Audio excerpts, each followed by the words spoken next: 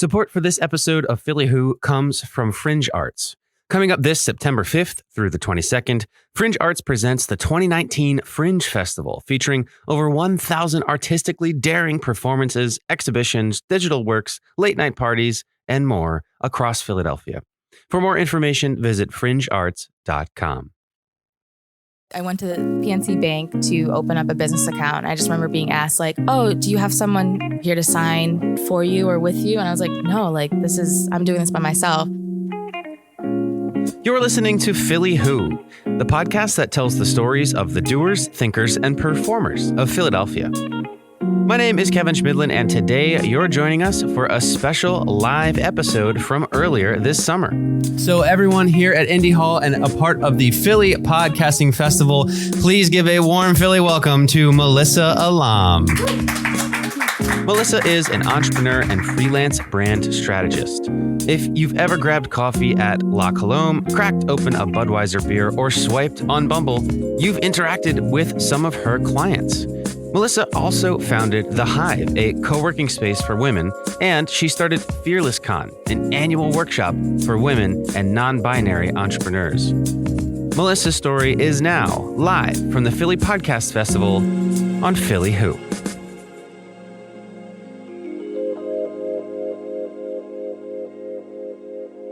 Just a heads up, there is cursing in this episode. Support for this episode of Philly Who comes from Opera Philadelphia's Festival 09, featuring 12 days of zesty comedy, rare classics, and new music at venues across the city. Performances include the world premiere of Denise and Katya, an exploration of the dark side of social media based on a true story about teens who live streamed their tragic deaths. There's also Opera on the Mall, a free broadcast of Puccini's La Bohème in front of Independence Hall. Festival 019, September 18th through the 29th. Tickets are available at operaphila.org. After Melissa Alam graduated from Temple University, she did exactly what she was supposed to do. She started looking for a job. I moved back to the suburbs for a year and I didn't have my license. So I got my license at like 22. And I just remember my parents would drive me to my job interviews and I felt so bad. I felt like the laziest piece of shit. So they would sit in the parking lot while I was in these job interviews. And I remember the one job I ended up getting, which was at a local ad agency. My dad was like so patiently just waiting there for like an hour, listening to the radio. So when I came, I was like, to go home, his car wouldn't start because he was listening to it. It killed the battery. Yeah, it killed the battery. So I had to go back in. I was like, we have to call AAA. It was just like a whole thing. And I was like, I need to get my license ASAP because I failed my driver's test like 4 times. After a year of job hunting, Melissa scored a full-time gig at an advertising agency. But there was one problem. She was bored out of her mind. Because there was a lack of diversity there. Really? And they paid shit, so... And then I started hostessing at restaurants. Before long, Melissa found another full-time job at another agency. Then she got bored. Again. The thing is, Melissa was never used to staying still. Even as a kid, she was traveling from place to place to place. I moved around a lot, kind of followed my dad as he got a different job every few years. So I was born in Ohio, lived in the suburbs of Chicago. I went to boarding school then in Connecticut. And then from there, I went to Temple and I've stayed. So this is the first time you've stayed really in one place? Yeah, which is kind of, I don't know. I just feel a little antsy sometimes because I'm so used to moving and traveling and like being in the back of a car with like all this shit next to me and just like scrunched up. Let's talk more about your upbringing. What was home life like? Home life. Sounds like start to therapy session. That's what this is. Yeah, right. So my parents are immigrants from Bangladesh and they came here in 87 and I was born a year after that. And yeah, I have 2 older brothers and they still live in Chicago. But we really grew up just kind of following my dad around. He had the opportunity to leave Bangladesh because he was getting his master's in England and then he studied in Canada and then got his PhD in Ohio where I was born. So we've just been following him around. He's definitely been a very big influence and supporter of what I do. And it's been interesting. My parents are very different. My dad is very liberal and independent and intellect, and my mom is more traditional in culture. And it's been a very interesting dichotomy to have both of them as my parents and juggling like not being American and also being American because I live here, and having my mom understand that and who I am as an individual isn't going to be who she wanted me to be as her daughter. I chose marketing as my major because it was the first like 101 class that I didn't have to cheat on, and I still got an A. So I was like, maybe I'm good at marketing. And I just like fell in love with advertising marketing and worked in the traditional like ad agency realm after I graduated because I thought that's what you do, and eventually quit and started my own thing. What were your impressions of Philly before coming here to study? So I came for a tour and I absolutely loved it because I was in boarding school in Bumblefuck, Connecticut. We had a gas station, a like Chinese food store, and that's about it, and like a post office. And so I came to Philly to tour, and I loved it because I saw like every shade and shape and size of human here. Just the diversity was awesome. And I just remember touring Temple and hearing like ambulances, and I was like, wow, there's so much going on here. So what was college life like? A party. I love Temple. Temple made it was awesome. I really just got out of my shell at Temple. I found people who accepted me because going to boarding school, and also being the child of a faculty member, so we were called fac brats. It was like Gossip Girl, kind of, what else? Every horrible movie just you hate of mean people.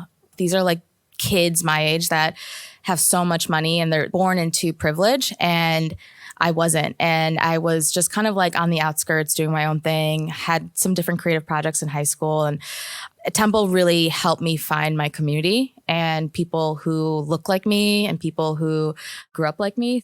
I wasn't interested in grades at all. I was more social. And I joined a sorority, a South Asian sorority, just so I could kind of feel some cultural roots. And I used that opportunity actually for leadership. So to become like president, and then from there became president of the Council of Multicultural Greek Organizations. So college to me was a testing ground for my leadership skills, honestly, and networking and building community outside of, studying every day at the tech center, which I never did. So It was fun. Now, it wasn't too long until you decided the 9-to-5 life wasn't for you. Yeah, I lasted a year at the next job, and I just got bored, and I just showed in my work, and I just wasn't like, I knew I wasn't being beneficial because my heart wasn't in the job. And I just up and quit, saying I was trying to go on a spiritual journey or something. But I was still living 3 blocks away, just in my apartment, trying to figure out what to do. And I had like 1 paycheck left to cover me. So I just started scouring Craigslist, and I found a hostessing gig at a Thai restaurant, and I love Thai food. So it was like the best job ever. So at that point, had you decided that you wanted to become a freelancer, or did you just weren't sure what was next? You were looking to just have some Thai food for a while and figure it out? Like, what was the thought process? Just wanted to eat pad Thai every day. I actually got my first client the week I quit. A friend reached out saying she knows someone who has a local business where she trains dogs and they need a new website. And the reason she reached out to me was I was very active with a blog that I had at the time on like a WordPress.com. And just obviously I've always been active on social media and just with tech and all that stuff. So she just reached out asking if I knew how to design websites. And like I usually do, I lie. And I said yes. And I just taught myself. I had all the free time in the world when I wasn't eating at this Thai restaurant or hostessing. So I learned how to build websites. And so I was just a sponge and I still am, just constantly learning this craft because I saw that I could make money just by like my own talent and working from home. And I love that. I loved having that freedom. So now, in retrospect, it's clear that that's what you were meant to do, right? You've now built a career of being an independent sort of digital media savant. Did you have this confidence then that you were on the right track? Because when something like that happens, right, you don't have a job, you're not really sure what you're doing. You're maybe build this website for someone who helps out with dogs. Like, were you confident in the direction you were going? How did you feel at that point? I think confidence has gotten me very far in my career. And I think and I learned this honestly from my sorority days when we would practice being confident because you could sell anything. And it just stuck with me, having that confidence. And I just knew that I didn't want to go back to a full time. In between freelancing and starting that like independent journey, I did go back for a few months to work at another agency doing social media, and I quit as well after 4 months. So that was like, okay, I tried again and it's not going to work out. It's up to me to figure out how to keep making money and paying rent. And I feel like the internet's kind of like the gold rush these days where you can just make money if you know how to. And I was just intrigued by that. I was also learning how to take photos better and, investing in my equipment, and any money I'd get from the side gigs I was working was going back into my business. So it was a mixture of me learning all of these new skills, going to events, networking, telling people kind of like what I do, creating that personality, and then me handing out like flyers in Chinatown, or me doing like, Keurig coffee samples, passing them out on like a Saturday afternoon for like $15 an hour. Like I was doing the randomest side gigs. There was one side gig where I was working for Alka-Seltzer, and I was on a Segway in Chinatown, and it was like in the dead of winter, and I just remember trying to get off and I couldn't, and I just was spinning in a circle and hit a wall, and I was like, oh my God. Maybe there's something metaphoric in there. Yeah, I was like, no more Segways, please. Right. So how did your family react to all these different side gigs, and like, did they pressure you at all to be in any certain direction? No, that was also another motivation, is not going back home. I did not want to live in the suburbs at all. It was so boring. I just don't think my parents cared as long as I was paying rent and like happy. Obviously, they didn't understand what I was doing because, coming from a South Asian background, I think they want, at least my mom would want her daughter to be like a doctor, a lawyer or something. But I chose entrepreneurship, and I think it's paid off. So yeah, they were confused. I left a great paying job with benefits, and I still don't have any benefits, but I'm so much more happier than I was or would be. So tell me about Femme and Fortune. When did that idea start kicking around in your head? Yeah, so I went freelance in 2012, and then I created Femme and Fortune in my bedroom because I had always wanted to work for like a magazine, but I just didn't want another job or apply for a job that I wasn't going to get. So I wanted to create like a digital magazine. And so it came to me one random night, and I just built out a WordPress site. I partnered with a girl I had met at a networking event to see if she wanted to run this with me, this concept. And we just started getting our friends to like write articles.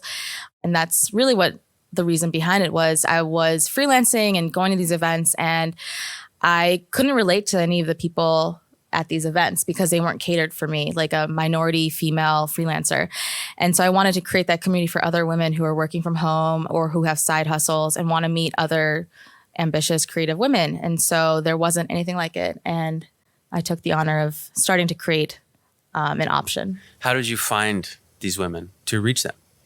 I would host these like Saturday afternoon coffee shop. We called it Beans and Banter, and we would have like a different topic. And at that time, I was very involved in like the Philly blogger scene. So we would just post on Facebook and see who would show up, and just have conversations about Pinterest or community building, and just we'd have different topics. And I would host my own events and see who would show up. And so I just started collecting emails, and it just kind of grew organically, word of mouth.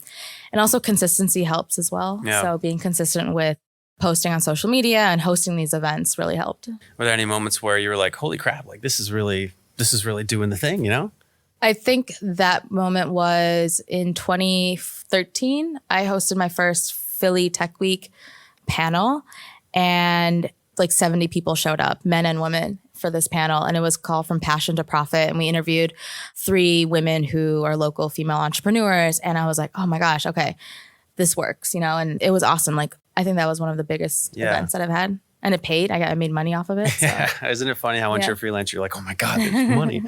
So then at this point, are you thinking, because you would go on to found a co-working space that was also specifically for women, right? So at this point, are you thinking that are you looking for new ways to provide resources and space to this community? Is that where that idea came from?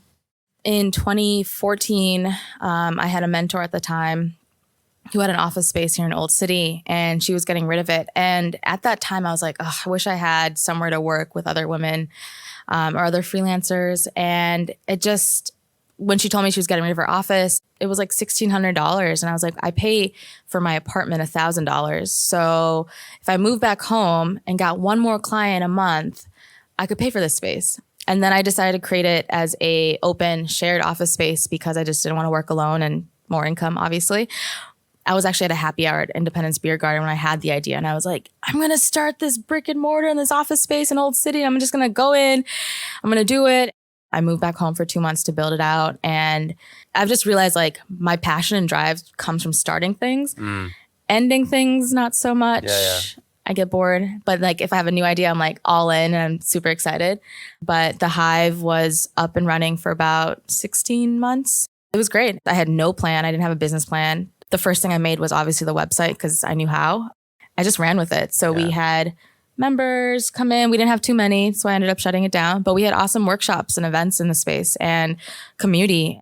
This effort got a ton of press.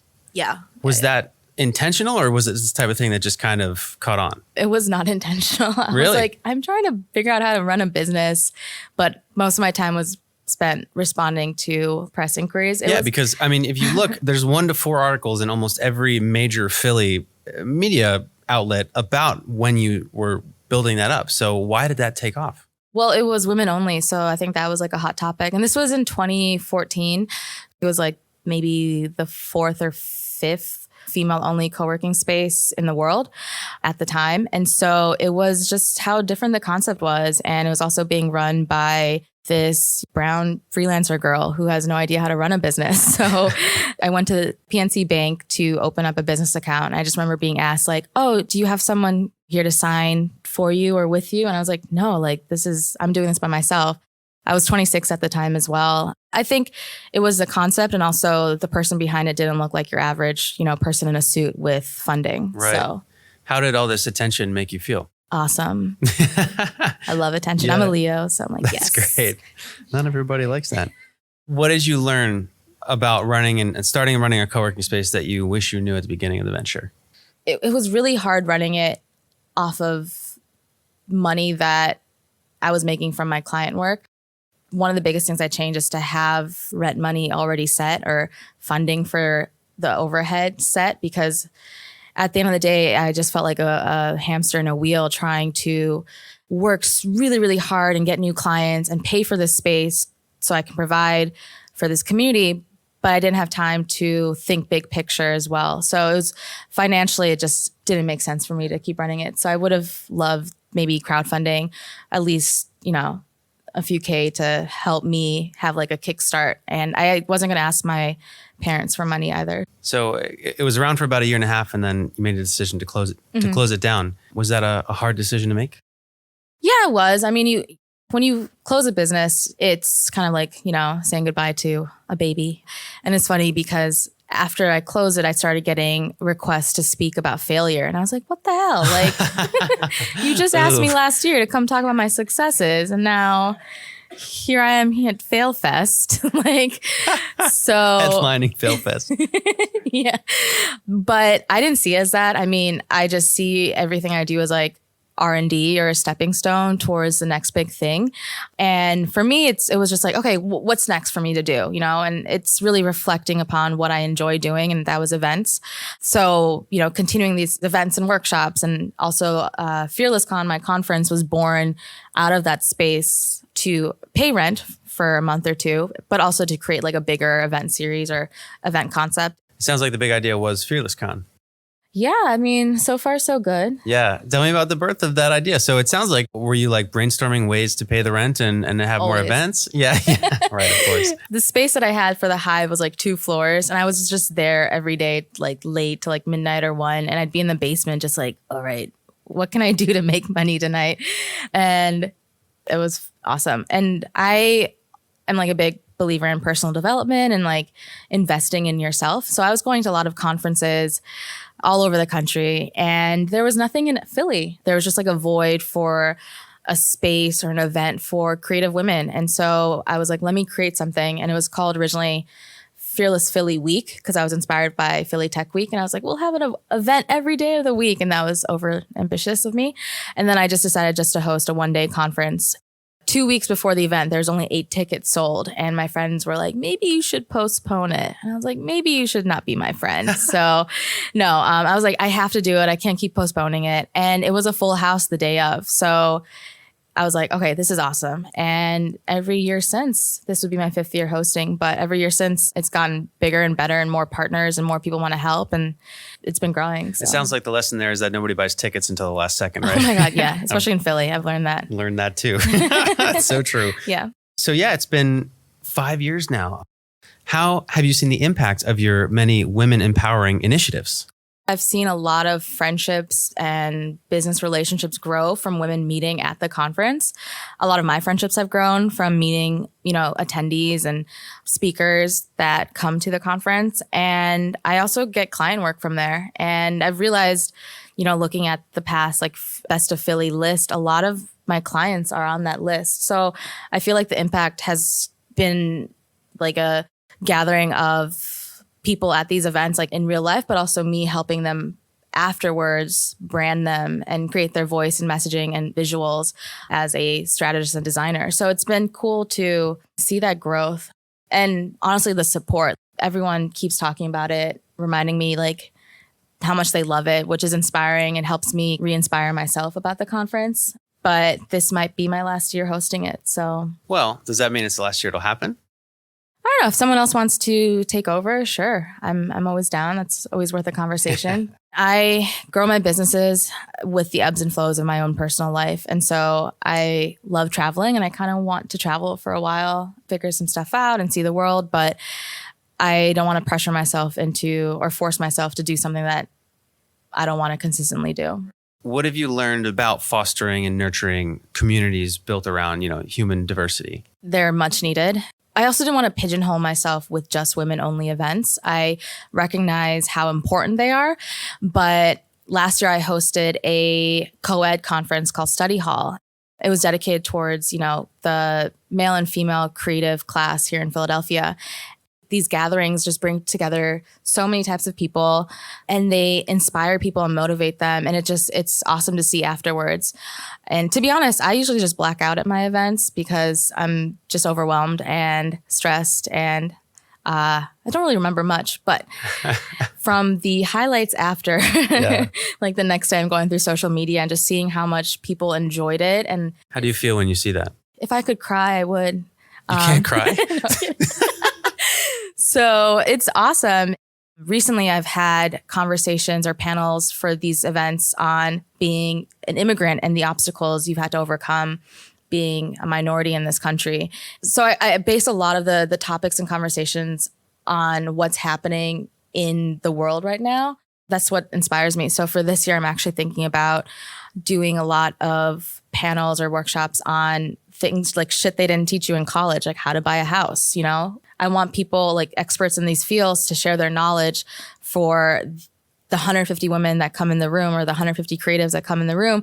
So they actually leave with tangible advice and they leave with strategies and tactics and resources and then also accountability from the people also in the room, So one thing I loved at my study hall conference, the co-ed one, was we had like 20 minutes to spare or whatever. And I was like, all right, anyone have an ask? Like come up on stage and say what you're looking for, maybe what you can provide.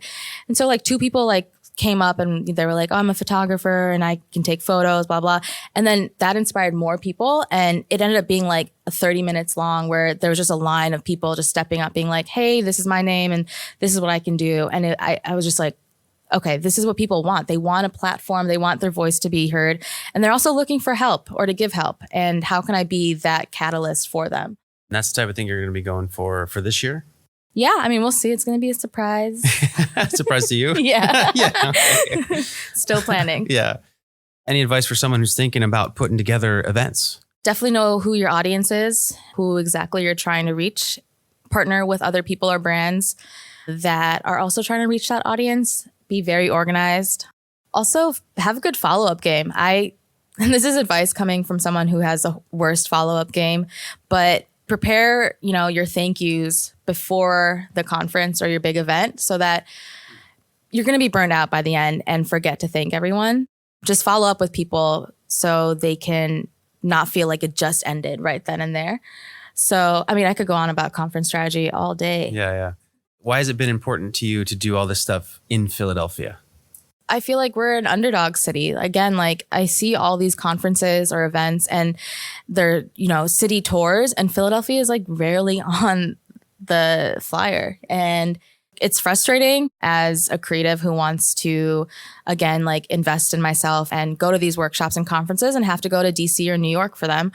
But it's also such a great opportunity to be able to build in the city. It's already been done in LA and New York, but it hasn't been done in Philadelphia. So there's just so much room to be a big fish in this small pond instead of vice versa. And there's a lot of support. It's such a small city that you can get in contact with someone within 1 degree of someone else. If I can do it from, the pennies I've been saving or not in between my couch cushions, anyone can.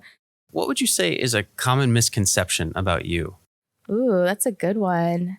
Oh my gosh, I don't know. Now, these are the essay questions at the end, so take your time. Okay.